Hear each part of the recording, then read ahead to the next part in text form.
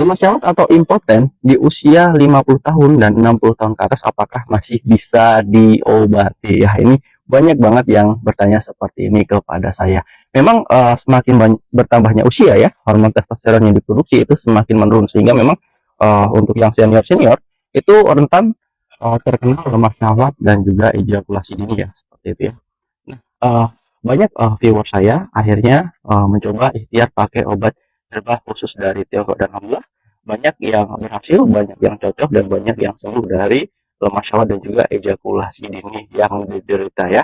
Dan selain itu saya juga menyarankan ada senam khusus yang saya share ke mereka untuk menjaga otot-ototnya itu tetap kencang gitu ya. Dan memang ada beberapa makanan juga yang saya sarankan supaya mereka itu bisa tetap prima kondisinya, terutama makan makanan yang mengandung banyak zinc atau seng gitu ya, yang bisa meningkatkan hormon testosteron seperti itu.